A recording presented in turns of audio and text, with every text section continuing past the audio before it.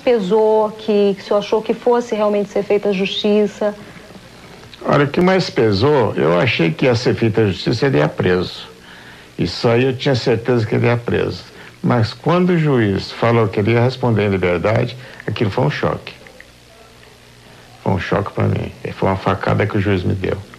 Eu achei que o juiz foi muito inocente, muito novo para julgar um caso desse, de repercussão. Devia ser um juiz com mais experiência. E ele não tinha o direito de dar liberdade para o Pimenta. A imprensa, ela se posicionou de forma na repercussão, como em outros casos, Daniela Pérez, da Suzana Richthofen, tantos casos de mídia de peso. A mídia se posicionou, no caso da Sandra Gomídio, também da mesma forma?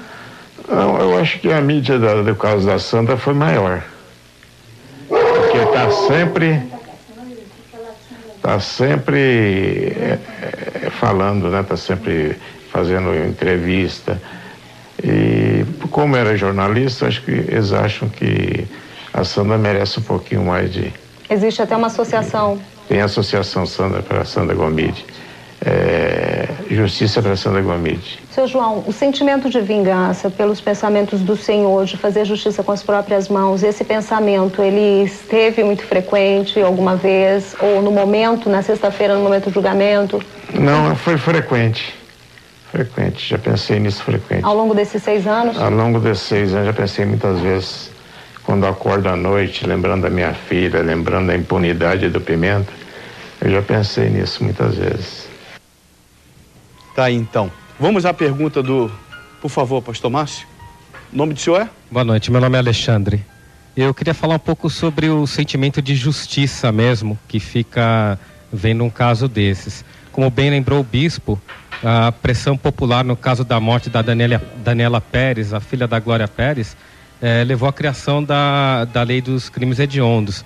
Eu gostaria de saber do doutor se existem outros mecanismos para que o cidadão possa influenciar e até mesmo pressionar o judiciário para que se faça uma justiça mais efetiva e ao alcance de todos.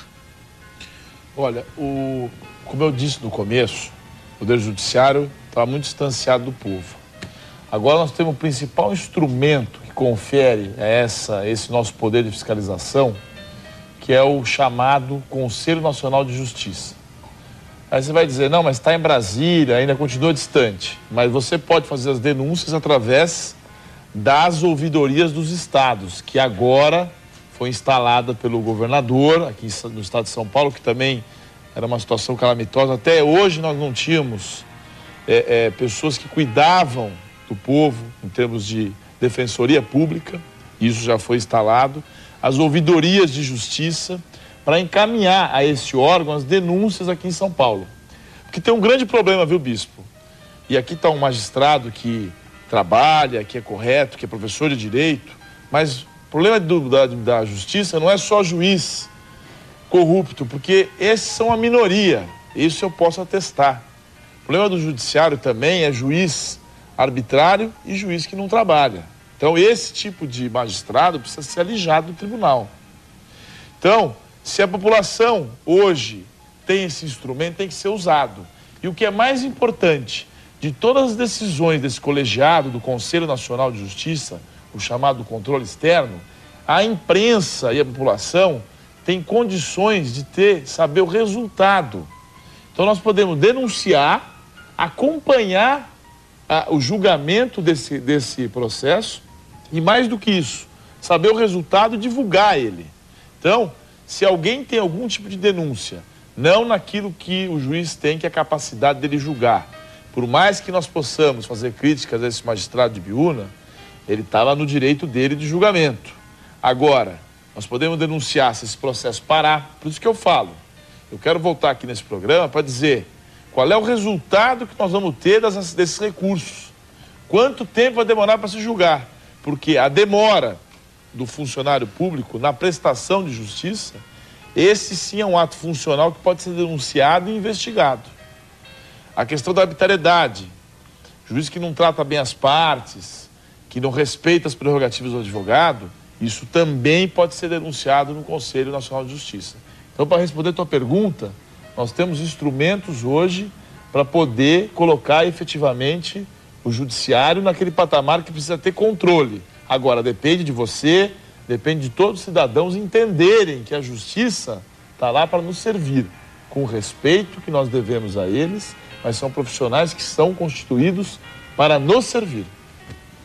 Mas, por favor, rapaz, você é estudante de? Boa noite, eu sou estudante de jornalismo.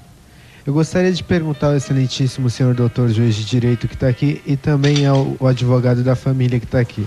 Nós sabemos que hoje o direito, os juízes, eles têm um orçamento curto, né? E também previmos isso daí da causa do Pimenta não resolvida, ele não preso, assim como a Suzane também está solta. Isso daí, eu pergunto, como jornalista, será que não incita a violência para as pessoas?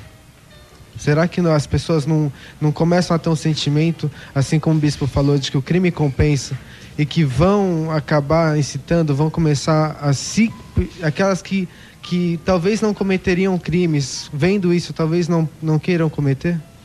Tem uma discussão muito antiga no direito, que é muito comentada, sempre foi muito comentada, que o problema da impunidade não é a quantidade da pena, mas a certeza da punição.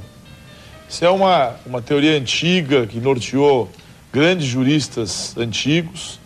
Então, isso que ele está colocando é importante, porque nós que militamos na área criminal, e eu não sei se o juiz, nosso colega, vai concordar, nossos colegas todos, um criminoso para ser preso, ele passa 10 ou 15 delitos para poder ser efetivamente pego até pela polícia. Então, essa sensação que ele tem da impunidade, porque nenhum bandido quer ficar um dia só na cadeia. Porque o nosso sistema prisional é um sistema terrível. Não só não recupera, como a escola de bandidagem, e muitas vezes tem pena de morte. Tem que ter pena de morte no sistema carcerário. Eu não estou aqui fazendo nenhuma apologia aos criminosos, mas isso é uma realidade. Então, ninguém quer ficar na cadeia. Então, a certeza da punição é importante para que se diminua. Quanto mais o cidadão souber que se ele cometer um crime, e aí que entra a questão do caso que eu falei aqui, não só o do Pimenta, todos os casos têm repercussão nacional. O judiciário precisa dar um tratamento excepcional para esses casos, porque para a população e para aquela pessoa que pretende cometer um crime, é a sensação que passa, porque ele não conhece os outros casos. Ele conhece os casos em que a mídia divulga e que a mídia fala que a justiça não foi feita. O senhor, doutor Fábio, quer responder? Obrigado. Bom, respondendo então aí a questão que o colega aí da Faculdade de Jornalismo fez, eu sinceramente não acredito que a violência, que esse tipo de situação, no caso do Pimenta Neves, possa gerar ou incentivar ao fator violência. Acredito que o fator violência deve ter uma visão mais ampla assim na sua origem. Então não acredito que isoladamente isso possa ser um fator de recrudescimento da violência. Talvez de alguma maneira possa ser visto assim, mas pessoalmente não acredito que esse tipo de decisão judicial possa ser entendida como um fator de incentivo à violência. Então eu durante o debate aqui, e eu até faço minhas as palavras do doutor advogado, é um debate muito enriquecedor e pena que não haja tantos programas como esse aqui em que esse tema possa vir à tona, mas eu anotei algumas situações aqui que foram faladas durante as explanações. Primeiro, só ressaltar aí, né, pedir, a gente entende até a situação de revolta dos telespectadores e da população em geral, porque realmente é um crime aí que causou comoção nacional, dada a posição social do réu. Mas nós devemos entender que aquela pessoa que está na posição de julgar foi ali colocada por nós. De certa maneira, o julgador que está ali, na verdade, é um representante do Estado e que indiretamente nós o colocamos lá.